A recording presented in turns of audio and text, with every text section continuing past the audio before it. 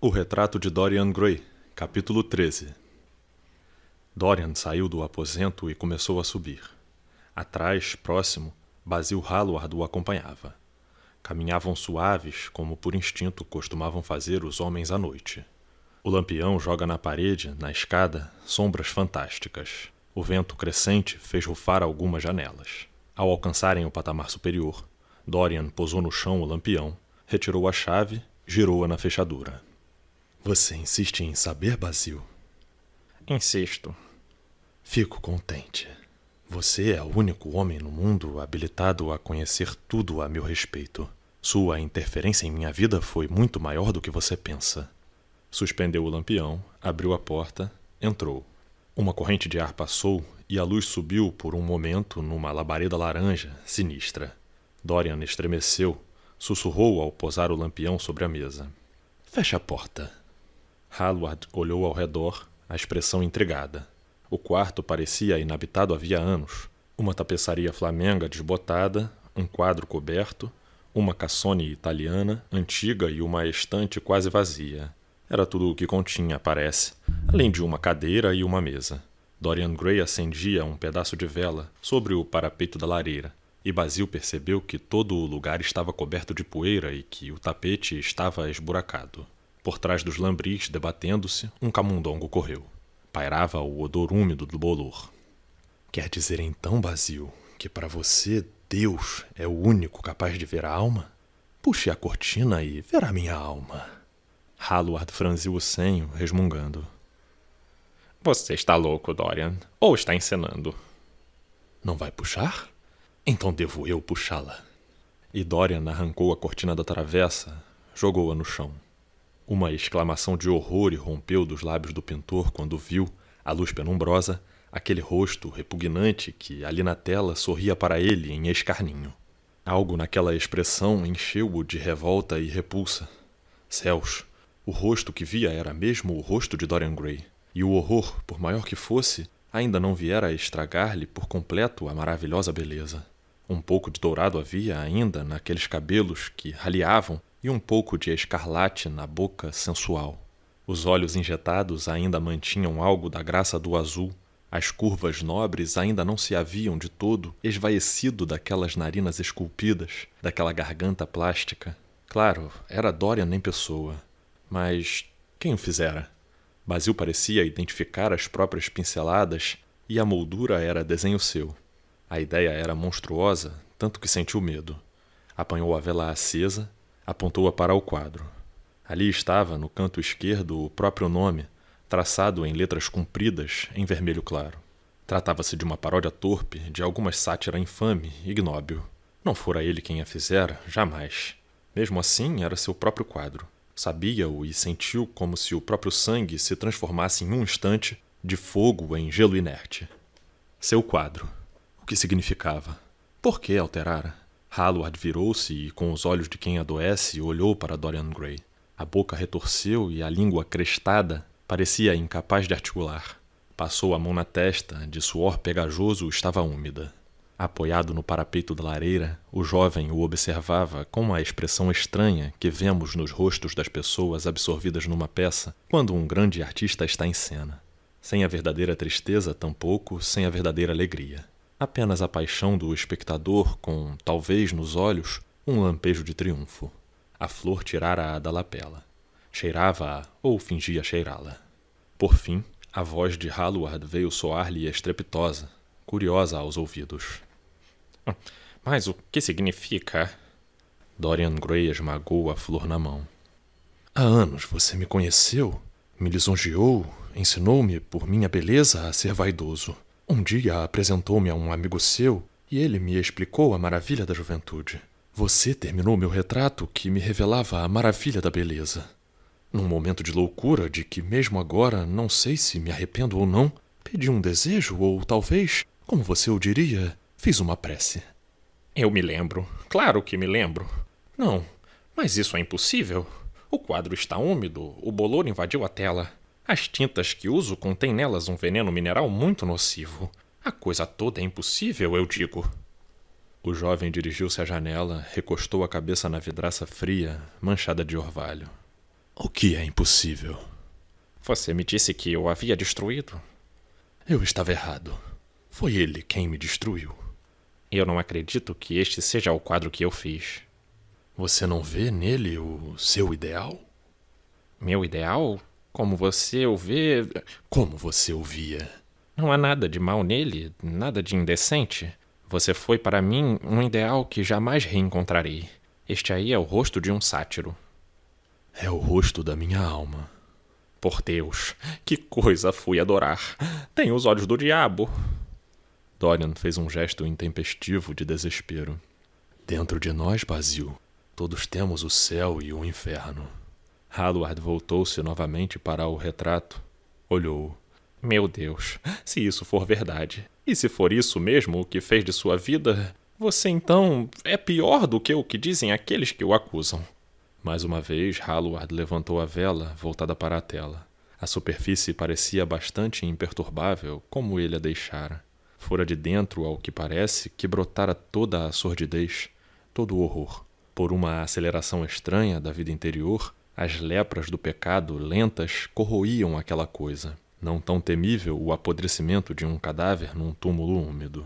A mão tremeu, a vela caiu do soquete, foi ao chão, e ali ficou a estalar. Hallward pisou-a, apagou-a. Em seguida, atirou-se na poltrona desengonçada, que jazia ao lado da mesa, e enterrou o rosto nas mãos. Meu bom Deus! Dorian, que lição aprendi! Uma lição terrível. Não houve resposta, mas Hallward ouviu junto à janela os soluços do jovem. Reze, Dorian, reze. Como é mesmo que aprendemos a dizer quando crianças? Não nos deixei cair em tentação, perdoai-nos dos nossos pecados, afastai nossas iniquidades. Vamos dizê-lo juntos. A prece de seu orgulho foi respondida. A prece de seu arrependimento também o será. Eu o adorei demais. Fui castigado por isso. Você adorou demais a si mesmo. Nós dois fomos castigados. Dorian Gray virou-se devagar, olhou-o com os olhos turvos de lágrimas, a voz embargada. É tarde demais, Basil. Nunca é tarde demais, Dorian. Vamos nos ajoelhar e, se não nos lembrarmos de alguma prece, tentemos ao menos. Existe, não existe? Um poema que diz, mesmo que seus pecados sejam escarlates, eu os deixarei com a alvura da neve. Essas palavras já não significam nada para mim. Silêncio. Não fale assim. Você, na vida, fez muita maldade. Meu Deus, não percebe que aquela coisa amaldiçoada nos olha com um olhar malévolo? Dorian Gray olhou para o quadro e, de repente, tomou-o um sentimento incontrolável de ódio por Basil Hallward. Como se fora insinuado pela imagem na tela, sussurrado aos seus ouvidos por aqueles lábios escarninhos. As loucas paixões de um animal perseguido revolveram-lhe no interior, e ele abominou o homem ali sentado à mesa, mais do que jamais abominara algo na vida. Alucinado, olhou ao redor. Em cima da arca pintada, diante dele, algo reluzia. O olho foi até lá. Dorian sabia o que era. Era a faca que trouxera para cima alguns dias atrás para cortar um pedaço de corda que se esquecera de levar embora. Devagar caminhou naquela direção e, ao fazê-lo, passou por Hallward. Assim que chegou atrás dele e apanhou a faca, virou-se. Hallward mexeu-se na cadeira como se fosse levantar-se. Rápido, Dorian avançou, cravou a faca na veia espessa que passa atrás do ouvido. Apertou a cabeça daquele homem contra a mesa e estocou. Estocou. Houve um ronco abafado e o som horrível de alguém afogado em sangue. Por 3 vezes aqueles braços estendidos esticaram-se, convulsivos, e acenaram ao ar mãos grotescas de dedos endurecidos. Dorian esfaqueou-o 2 vezes mais, mas o homem não se moveu. Algo começou a pingar no chão. Dorian esperou um pouco mais, ainda a comprimir aquela cabeça para baixo. Depois, jogou a faca na mesa e pôs-se a escutar. Nada ouvia senão o pingo no tapete poído. Abriu a porta, foi ao patamar. Quietude absoluta na casa. Ninguém nas proximidades. Ficou por alguns segundos a debruçar-se na balaustrada, a bisbilhotar o negror fervilhante da escuridão. Em seguida, pegou a chave, voltou ao quarto, fechou a porta ao entrar. Aquela coisa ainda estava ali, sentada na cadeira, retesada por sobre a mesa, com a cabeça inclinada, as costas curvadas e os braços compridos, fantásticos. Não fora o rasgão denteado, vermelho, no pescoço, aquela poça negra coagulada a se alastrar sobre a mesa, dir-se-ia que aquele homem simplesmente dormia. Fora tudo feito com tanta rapidez. Estranho. Dorian sentia-se muito calmo. Caminhou até a janela, abriu-a e, num passo, saiu para a sacada. O vento dissipara a neblina e o céu parecia a cauda de um pavão monstruoso, estrelado em miríades de olhos dourados. Olhou para a rua e viu o policial fazer a ronda a jorrar o jato longo de uma lanterna sobre as portas das casas silenciosas.